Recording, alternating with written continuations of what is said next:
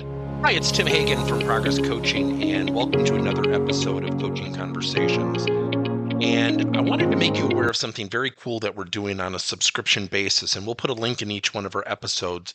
But every Wednesday, we're going to be doing what we call an audio podcast workshop. That workshop will be roughly about 14 to maybe 20 minutes per episode, with each month having a theme from a coaching model, using feedback strategically, to coaching self-awareness, and so on.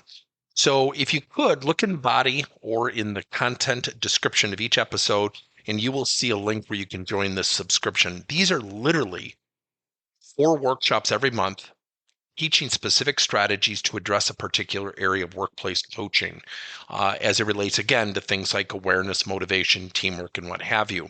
Here's the cool thing. It's only $10 per month, and each month you will get a handout that we will follow along with. So we also give you a tool for you to take notes as we go through each episode. We hope you'll check it out. With everything going on in the world, one of the more interesting concepts is to create an employee movement of positivity. In the last week, I've taught 3 workshops that we call Claim Your Fame, teaching employees how to claim their fame. Now, FAME is an acronym for feedback, attitude, motivation, and engagement. The funny thing is, we spend millions, if not billions of dollars on leaders' ability to develop and coach and lead and mentor and manage. Yet we don't spend a lot of money specifically teaching people the value of those things and how to accept them, such as coaching, constructive feedback, why they own their attitude, why they're in charge of their own motivation, why they need to be a professionally engaged employee.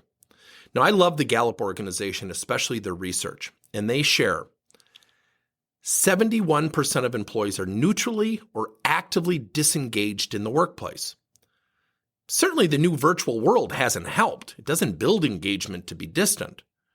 So our challenges are in front of us. So how do we reach these people? I want to share with you something that we did years ago, and this is a long time ago. We ended up, when YouTube came out, playing videos. And we were working with a call center with about 150 people. And everybody was complaining. There were rumors of layoffs. There were rumors of discontent. There were rumors of what was going to happen next. And people begrudgingly did their work. Attitudes were terrible. So what we did is we called people into our office and we only praised them. The second thing we did is every Monday, Wednesday, Friday, they had to play a video. And we would play videos of military reunions, people coming home from overseas, fighting for our country, feel-good videos, youth sports stories, things that really kind of tugged at your heart. We asked them to do nothing more. Perspective is powerful.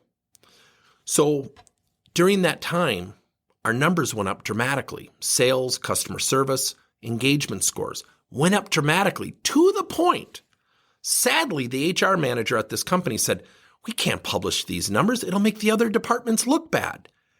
I sat in the meeting. I was astonished. Why would you do that? This is what people should aspire to do. Now, recently, as I said, I taught 3 workshops, Claim Your Fame. All 3 workshops, 3 different companies. I taught a 45-minute workshop called Claim Your Fame. Here's how to accept feedback. Here's how to seek it. Here's how to accept it thoughtfully and professionally. Here's how you own it. Attitude, how to invest in your attitude. Motivation, how to find your motivation, how to use it. And what's your role and responsibility of being an engaged employee? At the end, I asked them, how many of you felt like this workshop emotionally got you charged up, got you feeling good, got you thinking about what you could do better? Between the 3 workshops, we had a percentage of 63%, 71%, and 81% between 3 different companies. Now, I'm not saying that to sell you or impress you. I'm sharing it as a reflection that only a 45-minute workshop from somebody they did not even know got them feeling differently. So why is it an event? It shouldn't be. Now, the other statistic was it didn't, no, the answer was no, or it somewhat got you jacked up. For the people who said no, they were all under 7%. So it begs the question, how do we do this? What if every single week employees were given a lesson that inspired and motivated them, got them thinking about how to seek feedback, how to accept it, not always agree with it, yet not always disagree with it, how to invest in their attitude, how to fuel their mind positively, how to find their motivation, how to raise their energy, how to become that engaged employee, not just a little bit, but all the time. We spend a lot of money on leadership development, and we should. Yet the flip side is somebody's receiving that leadership. They have a role and responsibility. It is time that organizations create employee movements. See, here's the funny thing. When we coach and mentor people, often people will make comments such as, well, they need to listen to their boss or they need to accept that feedback. And I always make this analogy. Think about high school. Think about college. Are people really taught the value of feedback, how to seek it, how to accept it, their role and responsibility of not always saying I agree or disagree, rather what can I glean from that and personally use to develop myself? Now, we share with leaders all the time, the role of feedback is never to give it. It's designed to be given to someone thoughtfully so they accept it and ultimately strategically utilize it. Here's the funny thing again. We don't teach people how to receive feedback. I share with employees all the time, your boss is not in charge of your attitude, nor is the organization. You are. And by the way, it's not their job to motivate you. And we share with managers all the time. You are not in charge of motivating and inspiring positive attitudes. You're in charge of giving your people the choice to do so. So all of this brings us to a point of when people go to high school, then they go to college, that is typically 8 to 10 years. And then they're thrust into this thing called the workplace. And oh, by the way, you're going to get feedback. We need a positive attitude. By the way, we're going to call you in the office when those things don't occur. And then we go into corrective action mode. That typically becomes a workplace culture. Doesn't mean that's done with poor malice or a lack of positive intent.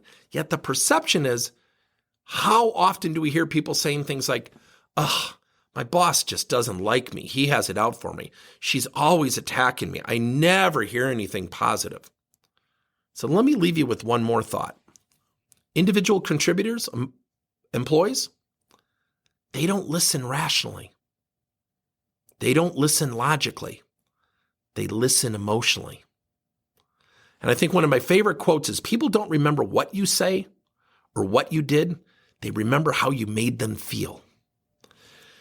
Think about creating an employee movement of positivity. It sounds corny, sounds cliche.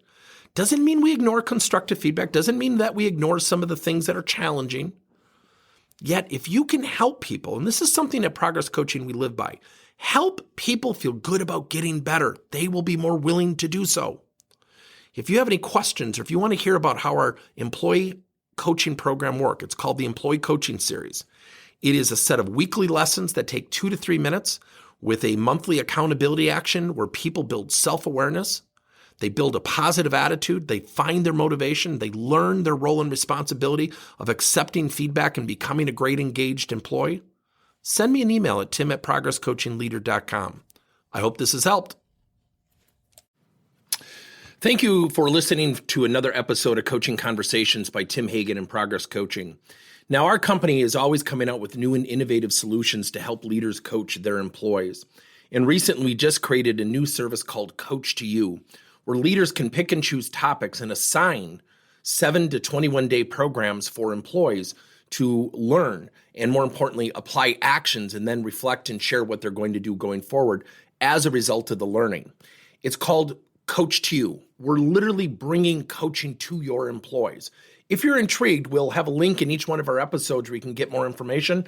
And again, thank you so much for listening to another episode.